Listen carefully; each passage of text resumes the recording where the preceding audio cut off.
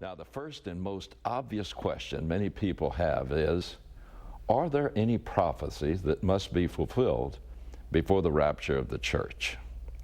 Well, first of all, the rapture means that sudden, mysterious coming of Christ before that 7-year period of great tribulation starts, in which he snatches out every living believer in the twinkling of an eye and catches them up to be with him.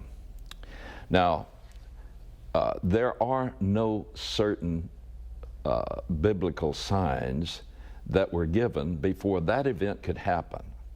However, as we approach that time, the signs of what will take place during that 7-year tribulation period in which the whole world is going to be despoiled, those events are beginning to come together before our eyes. And it shows that if that which comes after the rapture is already beginning to appear on the earth, then it means the rapture must be even closer. It's kind of like when you go to the shopping centers around Thanksgiving, and even before now, you start seeing the Christmas decorations go up and Christmas sales and articles begin to appear. And when I see that, I say, oh, Christmas must, or I say, Thanksgiving must be near at hand, and Christmas is close. Well, that's kind of the way it is with what we're seeing now. But there are certain things that have appeared that show that we're very, very near. Summarizing a great deal of prophecy about the final 7 years and the return of Christ, there had to be 4 political spheres of power, 4 political power blocks appear in the world, into which certain dynamic powers will be divided into 4. And the Bible also focuses on the reborn state of Israel, which has been so since 1948, and conflict about who owns Jerusalem. So these 4 political spheres of power are identified by the prophets as being on the 4 points of the compass from Israel. And the first one that I want to focus on is in Ezekiel chapter 38 and 39, when it talks about this power from the extreme north of the reborn state of Israel. And it even identifies their forefathers as Meshach, Tubal, and Magog. Now, you can trace back in history, those are the progenitors of the people that now are the modern Russians. And so, one thing for sure, geographically, there's only one nation to the extreme north of Israel, and that's Russia. And it says that this would form a power block that would threaten Israel and finally attack it.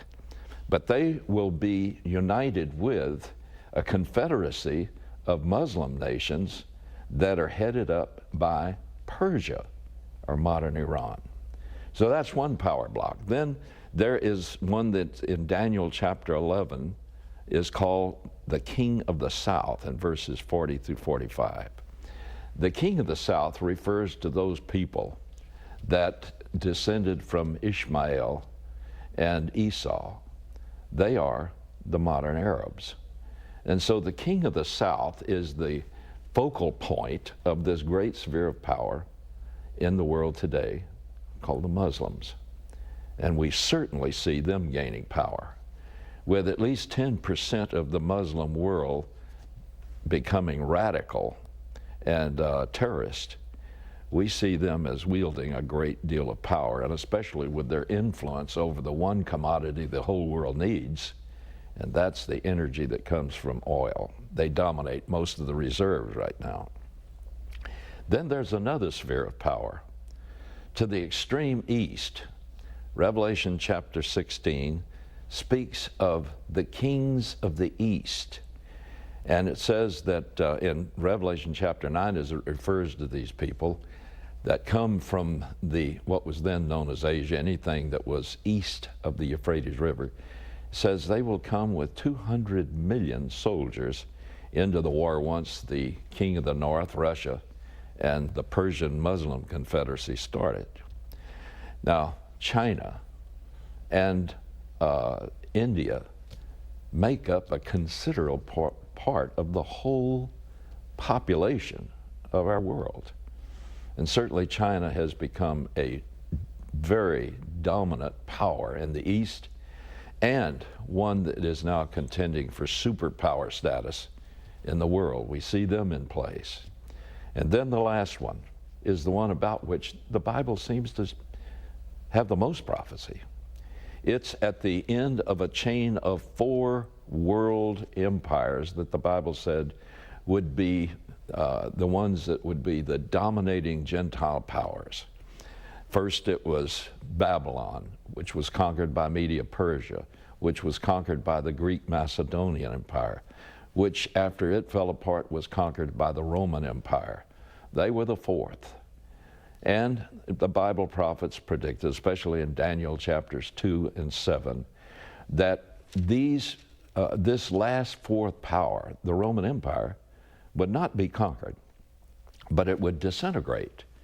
And then in the days just before the 7-year period of tribulation starts, they will rise again in a revived form of the old Roman Empire. And 10 nations out of the people and culture of that empire will become the dominant power. It is that power that the Antichrist will come to and miraculously take it over. And from that, he will set up a one world government that will, for a while, pull all those 4 spheres of power together. Now, we see that all on the world scene right now. We see Israel in the center of all of these spheres of great world power, and yet they're all influenced by what happens to Israel. They all have an interest in what happens to Israel. And especially because the sphere of power that controls most of the oil reserves, the Muslims, because Israel bugs them the most, and because Jerusalem is especially something that really has caused them to have great power struggle, is who will own Jerusalem. And so because it bothers them with their economic oil power, they can cause it to trouble the other 3 spheres of power. That's exactly what's going on right now. It's all set up. And I believe that because of this, we are very, very near the end of the world as we know it. Now that brings